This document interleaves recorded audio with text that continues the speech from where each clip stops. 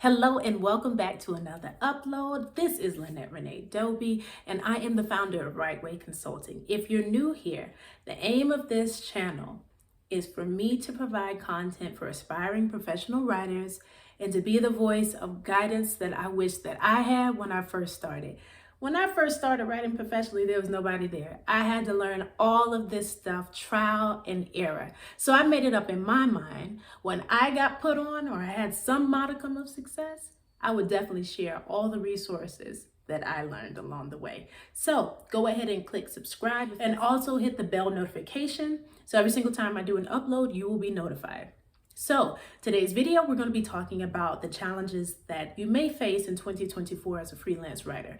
You might have been considering becoming a professional writer, but you just don't know how to get started because there's so many obstacles when you decide you want to do this. But don't worry about it. We're going to go through 4 or 5 different things and I'll give you solutions for them as well. So let's go ahead and get started. Number 1 is the daunting task of finding clients. That is literally a challenge that unfortunately you'll face for quite some time. But depending on how well you do what it is that you do, it won't be as difficult for that long, if that makes sense. But more on that in another video at another time. But when it comes to getting clients and onboarding them, the best piece of advice I have for you is to network. Make your presence known online. I would suggest that you become active with potential clients on LinkedIn. That's what I do. You also can go to digital networking sessions and just simply tell people about what it is that you do and book some appointments with them. But the fact of the matter is that you want to be seen. Okay. And I know that there's plenty of different freelancers that are out there. And so you're like, how in the world can I make my voice be heard above all others in a room full of freelancers trying to get chosen so they can, of course, get the gig, which is the ultimate goal? That leads me to number 2.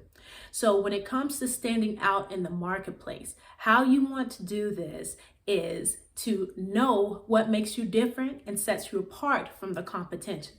For instance, for me, I'm a professional or former professional actor. And so I used to do storytelling on film and TV and on the stage. And so it's easy for me to transition that into writing. So find out what your value proposition is. That's the thing that's going to set you apart. And another thing that will set you apart is how well that you do your work. Your professionalism will be your calling card. So when it comes to that, one of the main ways that you can stand out from the competition is customer service.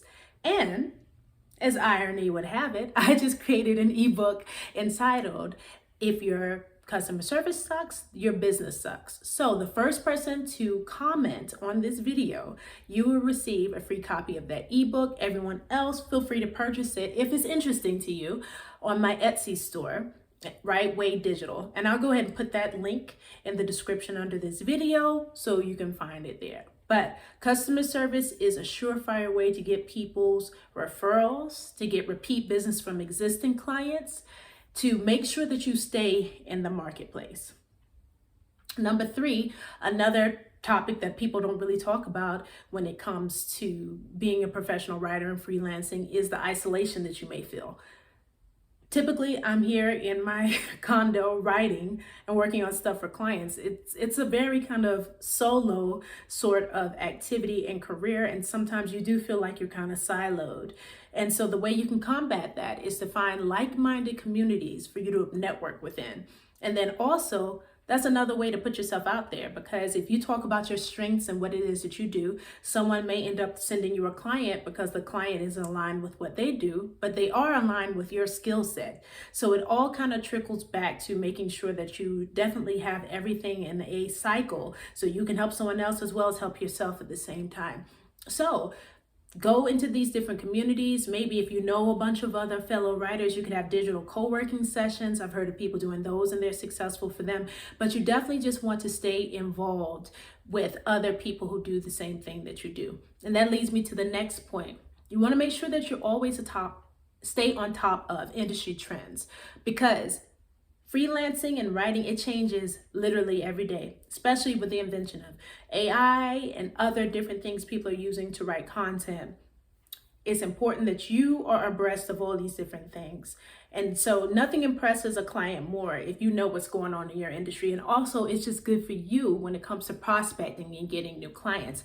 And I think an honorable mention of that is that you stay abreast of common and current events. Like for instance, today, unfortunately, a bridge collapsed in Baltimore.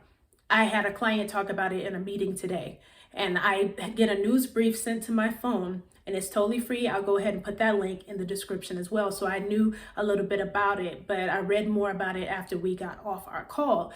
And it impresses your clients if you have an awareness of what's going on. Let's talk about setting rates for your services in the ever competitive landscape of freelancing. I mean, you have people on Fiverr who are charging ridiculously low rates and Upwork so they can get more work. And then you have people who are more prestige pricing. So the onus is on you to do your research to find where your sweet spot is. You could be here, or somewhere in the middle. It's totally up to you. But the way that I suggest you do that is go to different people who do what you do, look at their websites, and then, see what they're charging. Or you might not even want to do market research. You'll say, this is my rate. The price is this price, and you just stick with it. But the key is that you've got to know your value when it comes to pricing. You've done a lot to get to where you are, to even consider yourself, call yourself a professional writer. Know the value in that alone and price accordingly. And most importantly, do not be afraid to negotiate your rate. And if they don't want it, they'll walk. And something else will come around. This world is immense and huge. But the minute you begin to undervalue yourself is the minute that you could potentially begin to resent your work. So I think that brings us to the end of this list. And in summation, freelancing is challenging. It can even be, a stressful sort of industry to work in, freelancing as a writer. But the thing of it is, everything is a challenge. So if you really want this, you've got to put in the work and use the solutions that I talked about. Networking. Your net worth is your network. I know people say that, it's kind of cheesy, but that's the truth. It really is. And when you get out there, you'll get to see what the competition is like. You get to see what they're charging. You can find your sweet spot within there. You need to stay abreast of current events, so that way you know what you're talking about and you impress your clients. And also, it's just good for you to know. Stay on top of your industry trends. And then last but not least, have that self-awareness to know what it is that you bring to the table. If you do all of those things, I'm pretty sure that you will do well. So thank you so much for watching this, and I look forward to seeing you all in the next upload.